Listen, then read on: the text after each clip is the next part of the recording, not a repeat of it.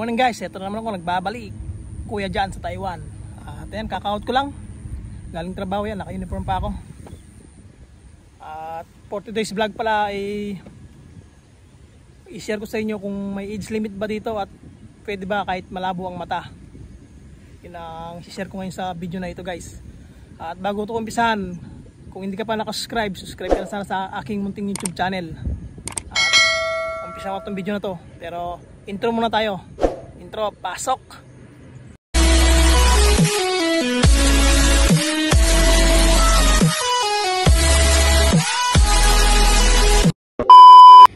Medyo mahabog ngayon guys.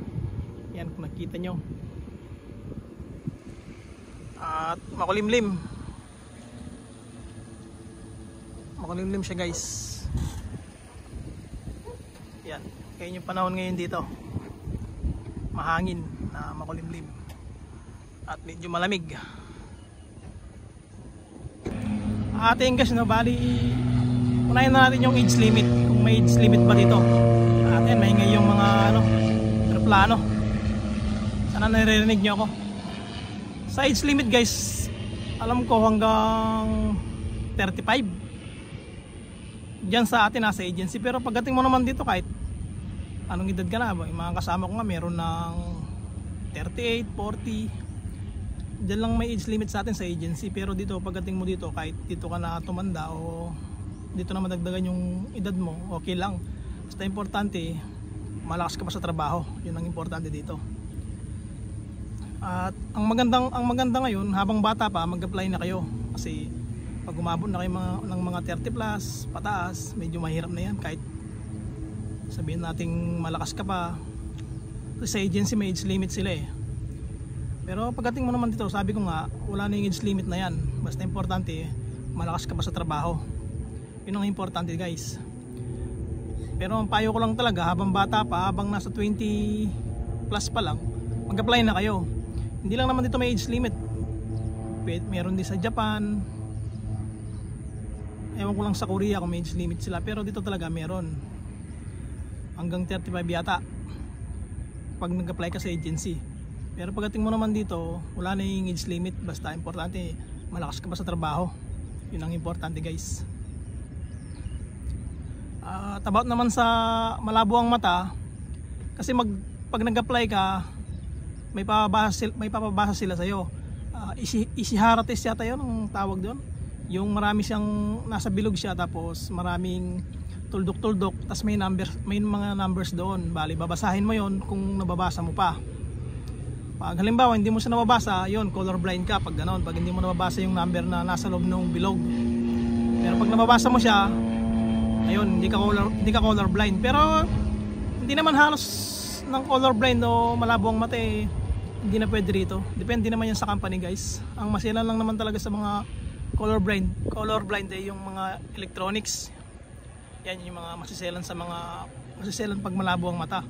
Pero dito sa amin hindi naman sila maselan. Sa mga bakalan ganon, yung mga ibang company siguro hindi naman sila maselan sa mga malabo ang mata.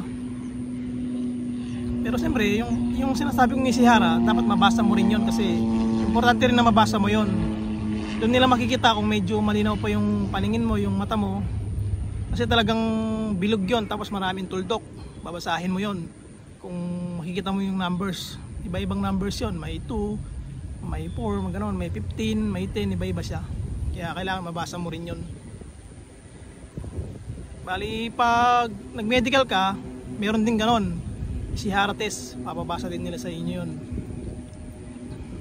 Titingnan nila kung malabo na ba yung mata mo. Ngayon pag malabo na yung mata mo, magsasuggest sila ng salamin. Yun ang sasuggest nila nun. Sa medical yun ang sasuggest nila. Kasi yung kasama kong umalis nun, medyo malabo na yung dalawang mata niya. Ayun, sinuggest siya ng salamin. Nagsalamin siya. Yun ang inano ng medical. Kasi malabo na yung dalawang mata niya. Basta ang suggest ko lang talaga habang bata pa, mag-apply na. Kasi pag medyo may edad ka na, mahihirapan ka na talaga mag-apply. Kaya habang nasa 20 plus pa lang, 25, gano'n, mga 26, yan.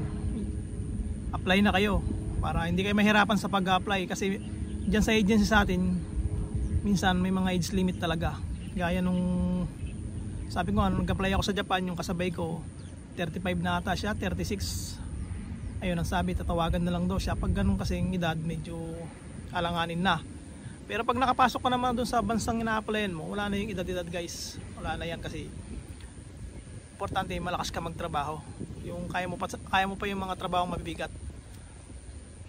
Tulad sa amin, dito wala nang age limit pag nandito ka na.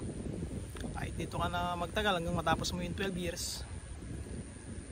Wala sa kanila yung edad, basta nakikita nilang kaya mo pa yung trabaho. At yun lang may share ko ngayon guys. Sana nagustuhan nyo itong video na to kahit maiksi lang. At sana wag nyo kalimutan mag-subscribe para dumami pa yung subscriber ko. Maraming thank you sa inyo lahat. Malamig na dito sa Taiwan guys. Tingnan nyo yung panahon, no? Lagi ng ganyan, parang makulimlim lagi. Ganyan pag winter na dito, pa winter na kasi malamig na yung panahon. Laging makulimlim. Tapos kung may araw man, mainit yung ano ng araw pero yung hangin malamig. Pag mga bare months, mga November, December yan, malamig na yan. Lalo pag umabot na ng mga January yan, super lamig na yan pagka January. Tapos February, tapos mga March, kalahati ng March, iinit na uli. Yan, papunta na sa summer. Kaya tingin nyo yung panahon. Makakulimlim. Ilang araw ng ganyan.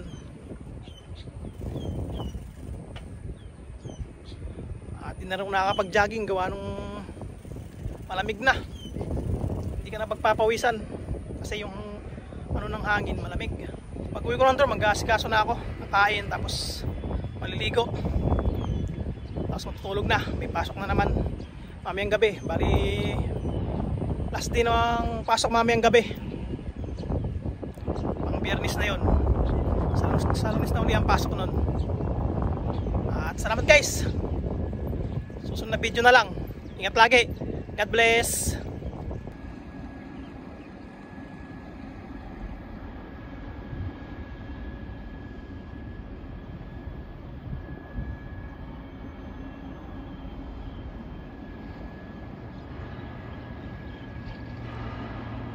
Yung company namin guys.